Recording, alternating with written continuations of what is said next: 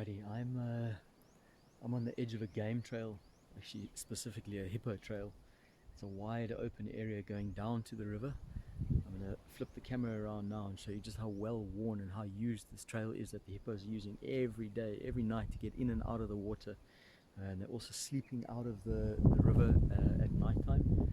And you can just, there's this a very, very strong smell of hippo around here.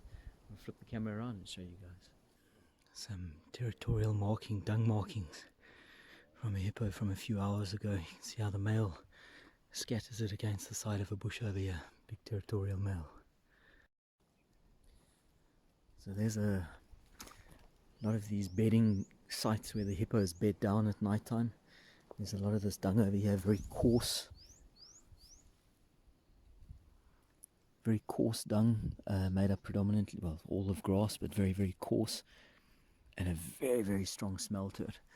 As you look around underneath over here, you can see how well worn these pathways are. And this pathway that I'm on now, you can see these fresh hippo tracks going down into the water. I can hear hippos.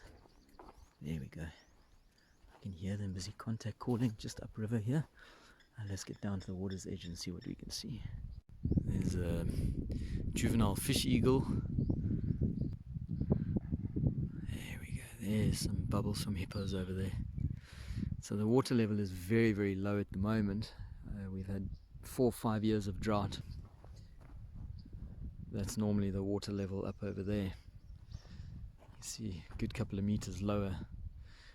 We've got 26 kilometers of the Bushman's River flowing through the southern section of the reserve. There's right over there is little Cape clawless otters. I'm going to see if we can get a little bit better visual of them.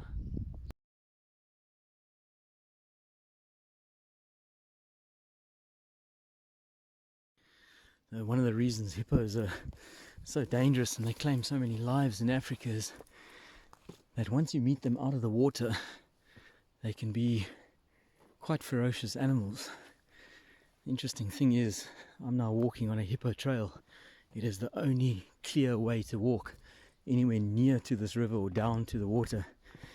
And that's where so many conflicts arise between people and hippos, is on the edge of these river banks as the hippos are moving backwards and forwards to water, as with people.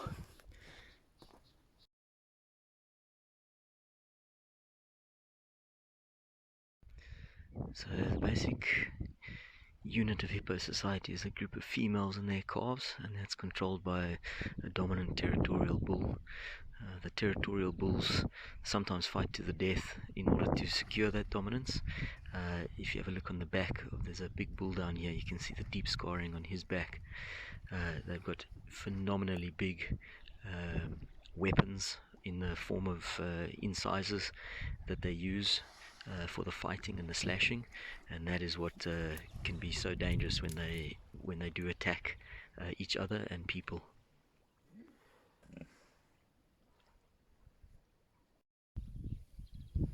So you can see this incredibly large canine that I've picked up from a hippo.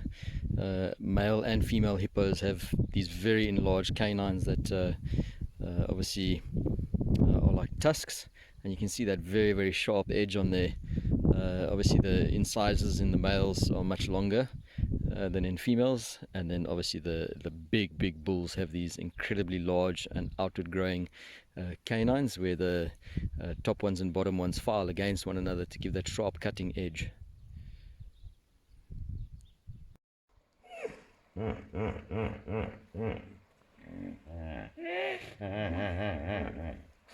Hippos stay submerged in water during the peak parts of the heat of the day, or in summertime when it's very hot, and this prevents overheating and dehydration and extreme sunburn. And that's where the bushtail of hippo sweating blood came from. It's not sweat. Sweat is used to help cool the animal down. In this case, this is sebaceous excretions that are sticky. It's a clear substance that eventually turns red and then brown. It's actually made up of 2 parts hyposiduric acid and norhyposiduric acid. Both are pigments, but basically it just they absorb ultraviolet radiation, in other words, act as a sunscreen and a moisturizer, and it's even antimicrobial. Basically helps prevent infection.